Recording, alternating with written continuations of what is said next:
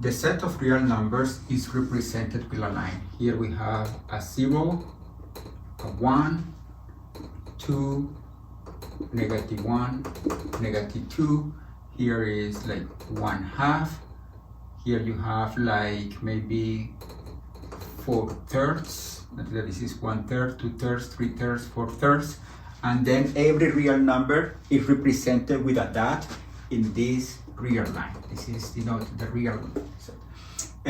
To represent some elements in the real set, for example, if you want to represent this point and this point, then you can use a set, and then you open a braces to start the set, -2, -1. Then this is the set that represents these 2 points. For example, if you have 0, 2, and 5, then you are representing the set that has these 3 points, 0, 2, and 5. These 3 points are represented with this set. Notice that this set has finitely many elements. This one has 2 elements, and this one has 3 elements.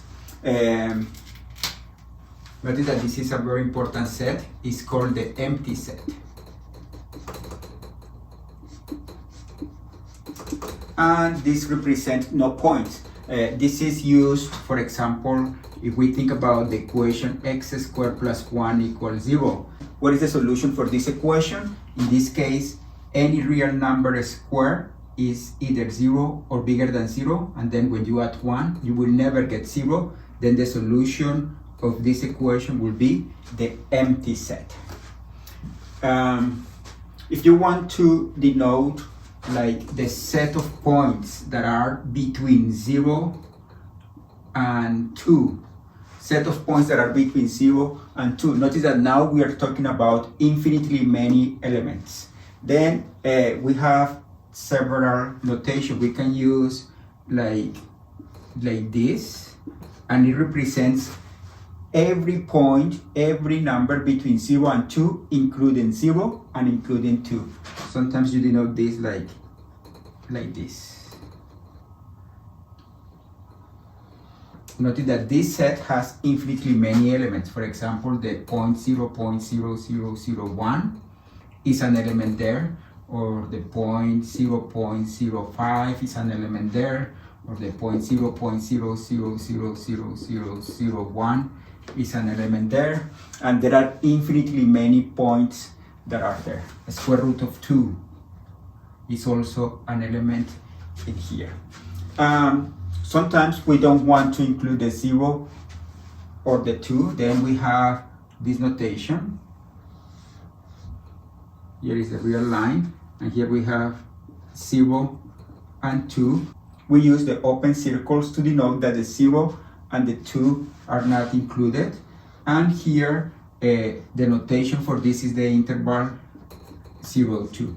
This may be a little confusing because you may think that this is the point 0, 2 in the plane, but you should be able to decide if you are representing a point in the plane or an interval. In this case, we are thinking about this interval. Points between 0 and 2, not including 0, not including 2. Notice that these points are also points in here, but we have the 0. This means it's an element of this interval, but 0 is not an element in this interval. Let's do more examples of intervals. If we want to represent the points between 2 and so on, like from 2 to infinitive, then we represent this by the interval to infinitive. Next to the infinitive symbol always goes a parenthesis, not a bracket. And this means that the 2 is included. If we write to infinitive, that means that 2 is not being considered in this interval. Then we have something like this, or we have something like this. And in this case, 2 is not part of the of the interval, but 2.0001 is an element in this interval. We can also denote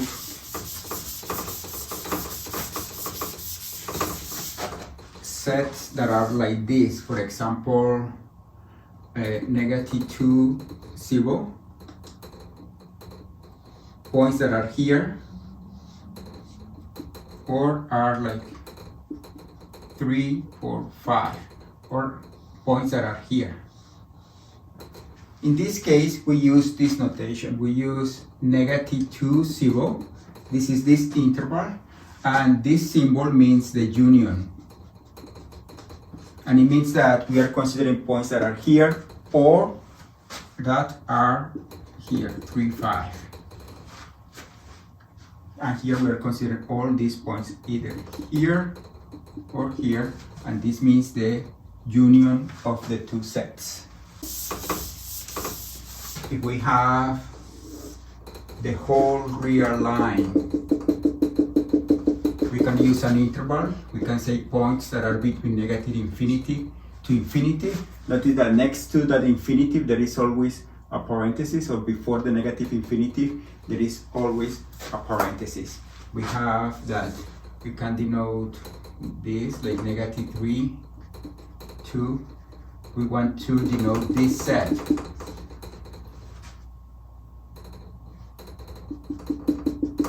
Not including -3, but all the points that are to the left, including 2, and all the points that are to the right.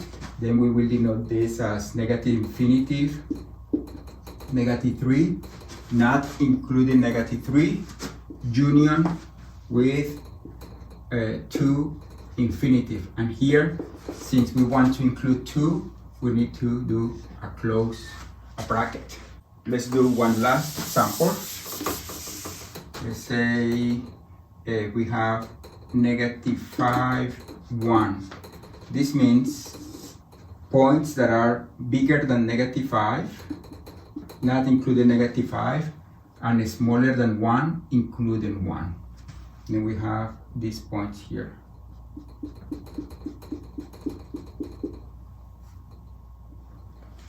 We can denote this set as the set of points x. This means such that x is bigger than -5 and smaller or equal than 1. This will be the notation for this interval. Okay, this is it for this video.